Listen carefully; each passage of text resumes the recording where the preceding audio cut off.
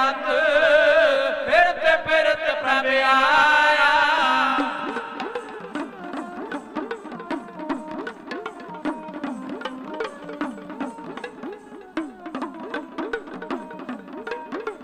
फिरते फिरते प्रभ आया, परया तो सरनाए, नानक की प्रभ बेनती।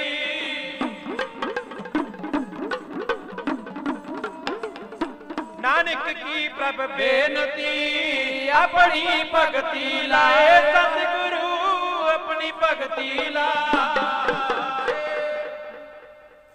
वाहिगुरु जी का खालसा, वाहिगुरु जी की फतेह। गुरु प्यारी साध संगत जी, वड्डियां भागां वाले हाँ जो महान परोपकारी धन धन बाबा आनंद सिंह जी, धन धन बाबा ईश्वर सिंह जी महाराज के तप स्थान ते सतगुरां दे चरणों विच हाजरियां भर रहे हैं। हुणे हुणे ही धन धन बाबा ईश्वर सिंह जी महाराज दे हर ऐतवार की तरह बचन सरवण किए हैं।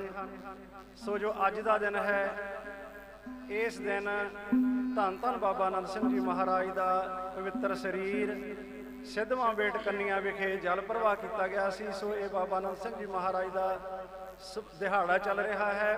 परसों 13 भादों नूं बाबा आनंद सिंह जी महाराज की पवित्र बरसी मनाई गई। बाबा आनंद सिंह जी महाराज जी ने सन 1870 दे विच पिंड शेरपुर कलां विखे जो नानकसर तो 6-7 किलोमीटर की दूरी ते है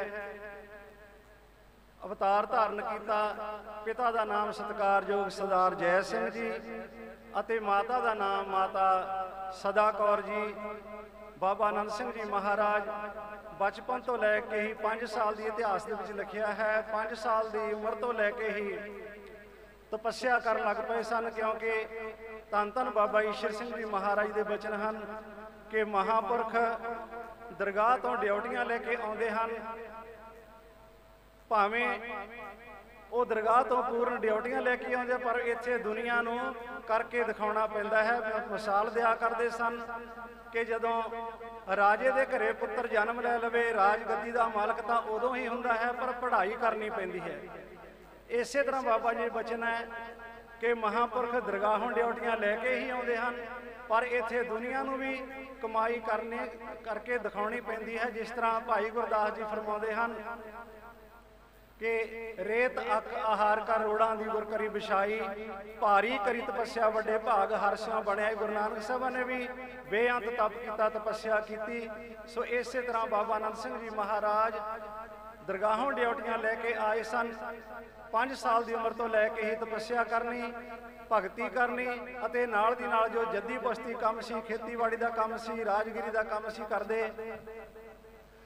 1902 दे विच बाबा जी फिर हजूर साहब चले गए।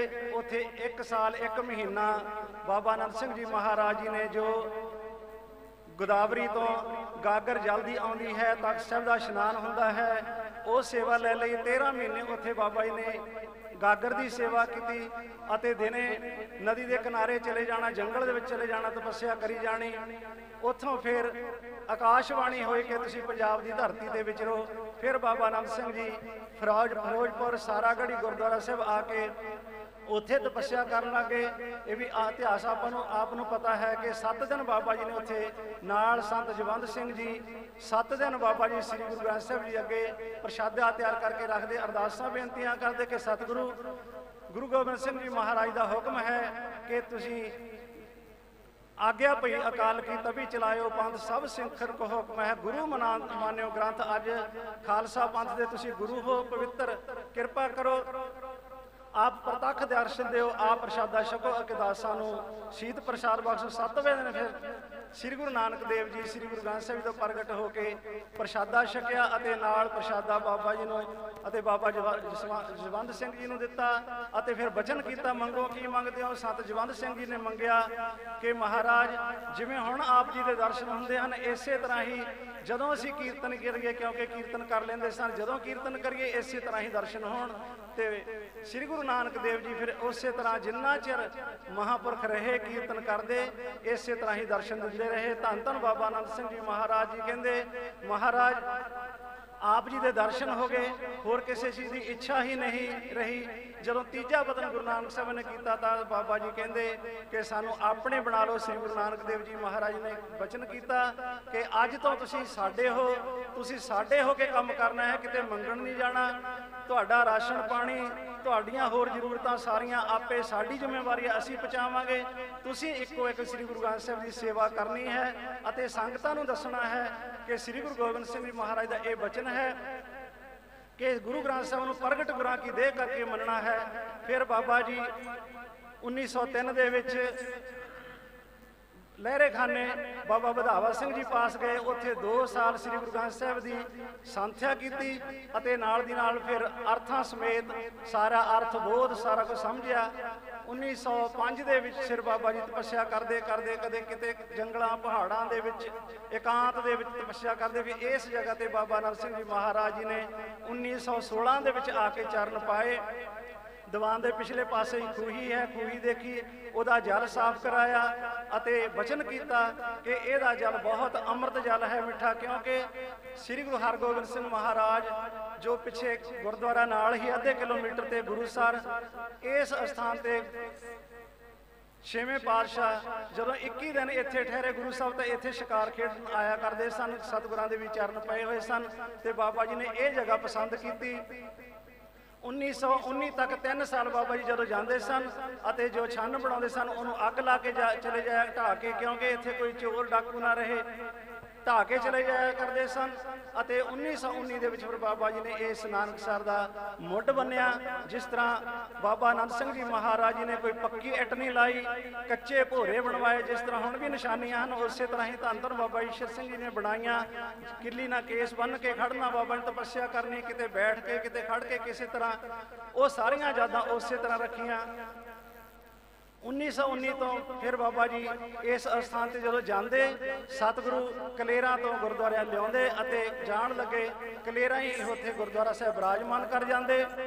ਅਤੇ 1925 ਦੇ ਫਿਰ ਇੱਥੇ ਬਾਬਾ ਜੀ ਨੇ ਫਿਰ ਪੱਕਾ ਧੁਰਵਾ ਬੰਨਿਆ, ਕਥਾ ਕੀਰਤਨ ਦਿਨ ਰਾਤ ਚਲਾਉਣਾ ਜੋ ਆਪਾਂ ਦੇਖ ਰਹੇ ਹਾਂ। ਇਹ ਧੰਨ ਧੰਨ ਬਾਬਾ ਆਨੰਦ ਸਿੰਘ ਜੀ ਮਹਾਰਾਜ ਨੇ 1925 ਦੇ ਵਿੱਚ ਫਿਰ ਮਰਜ਼ਾਦਾ ਚਲਾਈ। ਸ੍ਰੀ ਗੁਰੂ ਗ੍ਰੰਥ ਸਾਹਿਬ ਦੀ ਸੇਵਾ ਇਸੇ ਤਰ੍ਹਾਂ ਹੀ ਪਲੰਘਾਂ ਉੱਤੇ ਬਿਰਾਜਮਾਨ, ਭੋਗ ਲਵਾਉਣਾ, 3 ਟਾਈਮ ਪ੍ਰਸ਼ਾਦੇ ਦਾ, ਚਾਹ ਦਾ, ਸਾਰਾ ਕੁਝ ਪ੍ਰਤੱਖ ਕਰਕੇ ਮੰਨਣਾ। ਇਸੇ ਤਰ੍ਹਾਂ ਹੀ ਸੰਗਤਾਂ ਨੂੰ ਫਿਰ ਦੂਰ ਦੂਰ ਜਾ ਕੇ ਗੁਰੂ ਗ੍ਰੰਥ ਸਾਹਿਬ ਦੇ ਨਾਲ ਜੋੜਿਆ। ਸੋ ਮਹਾਂਪੁਰਖ ਪਰਉਪਕਾਰ ਕਰਨ ਵਾਸਤੇ ਆਉਂਦੇ ਹਨ ਅਤੇ ਆਪਣੀ ਡਿਊਟੀ ਵਜਾ ਕੇ ਦੁਨੀਆ ਨੂੰ ਸਿੱਧੇ ਰਸਤੇ ਪਾ ਕੇ ਭੁੱਲੀ ਭਟਕੀ ਲੁਕਾਈ ਨੂੰ ਬਾਬਾ ਆਨੰਦ ਸਿੰਘ ਜੀ ਮਹਾਰਾਜ ਜੀ ਨੇ ਲੱਖਾਂ ਦੁਨੀਆ ਨੂੰ ਗੁਰੂ ਗ੍ਰੰਥ ਸਾਹਿਬ ਦੇ ਨਾਲ ਜੋੜਿਆ। ਆਪ ਦੇਖਦੇ ਵੀ ਹੋ, ਰਾਗੀਆਂ ਤੋਂ, ਗੁਰੂ ਸਾਹਿਬਾਂ ਤੋਂ ਨੀਵੇਂ ਤੱਕ ਹੀ ਰਾਗੀਆਂ ਤੋਂ ਵੀ ਅਤੇ ਸੰਗਤ ਤੋਂ ਵੀ ਨੀਵੇਂ ਹੋ ਕੇ ਬੈਠਿਆ ਕਰਦੇ ਸਨ। ਇੰਨੀ ਨਿਮਰਤਾ ਇਹ ਮਹਾਂਪੁਰਖਾਂ ਦੀ ਨਿਸ਼ਾਨੀ ਹੈ। ਸਤਿਗੁਰੂ ਫਰਮਾਉਂਦੇ ਹਨ, ਆਪਸ ਕੋ ਜੋ ਜਾਣੇ ਨੀਚਾ ਸੋ ਗਨੇ ਸਭ ਤੇ ਉੱਚਾ। ਉਹ ਦਰਗਾਹੀ ਰੂਪ, ਅਕਾਲੀ ਰੂਪ ਧੰਨ ਧੰਨ ਬਾਬਾ ਆਨੰਦ ਸਿੰਘ ਜੀ ਜੋ ਸ੍ਰੀ ਗੁਰੂ ਨਾਨਕ ਦੇਵ ਜੀ ਨੇ ਬਚਨ ਕੀਤੇ ਸਨ ਕਿ ਅਸੀਂ 10 ਜਾਮੇ ਪ੍ਰਤੱਖ ਗੁਰੂ ਰੂਪ ਵਿੱਚ ਆਵਾਂਗੇ ਅਤੇ 74 ਜਾਮੇ ਸੰਤ ਰੂਪ ਵਿੱਚ ਆਵਾਂਗੇ। ਉਹ ਰੂਪ ਧੰਨ ਧੰਨ ਬਾਬਾ ਆਨੰਦ ਸਿੰਘ ਜੀ ਮਹਾਰਾਜ ਆਏ ਸਨ।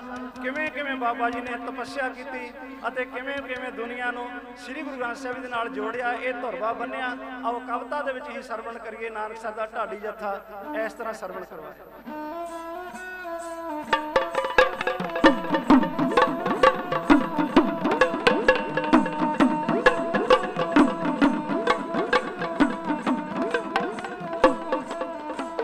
ऐसी होई कृपा आगे पुरख अकाल दी, आगे प्रकट होई ज्योति जो निरंकारी, आगे प्रकट होई ज्योति जो निरंकारी।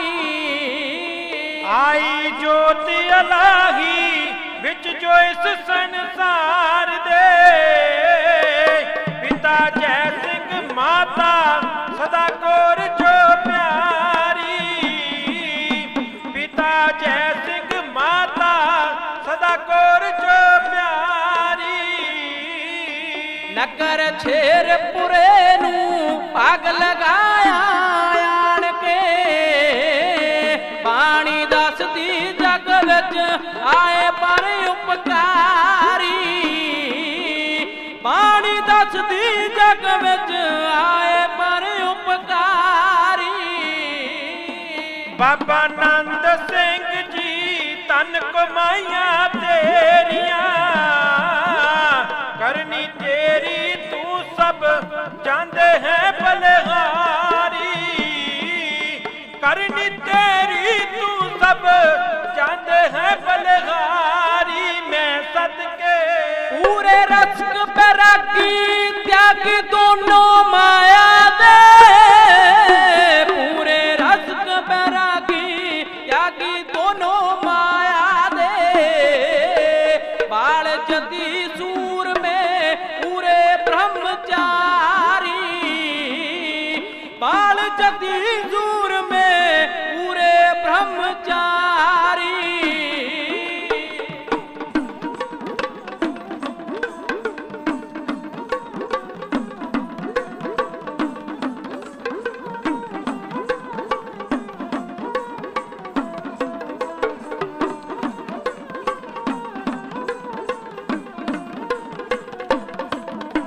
साडी कोर तपस्या जंगल विच पहाड़ा दे रस कस छड़ के सारे समझी भगती प्यारी रस कस छड़ के समझी सारी भगत प्यारी जंगल अते जखीरे लाए पाग हड़पियां नूं शेर बुक दे जिथे नाग शूक दे पारी शेर बुक दे जिथे नाग शूक दे पारी हो कर दे बस आप दे जानवरां जहरीलियां नूं कर दे बस आप दे जानवरां जहरीलियां नूं दिंदे शेर पैना बन के सेवादारी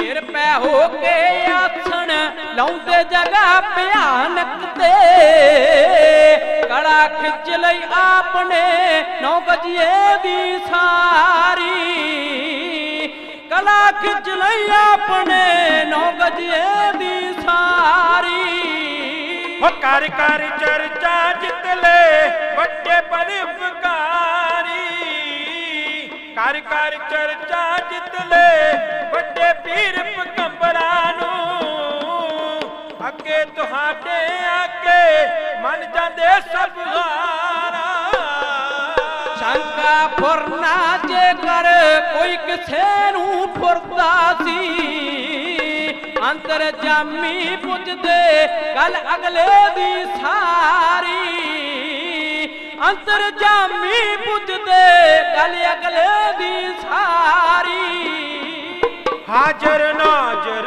सेवा कीती गुरु ग्रंथ दी सेवा देख तहाटी मन के कुल पुजारी सेवा देख तहाटी मन के कुल पुजारी मैं सदके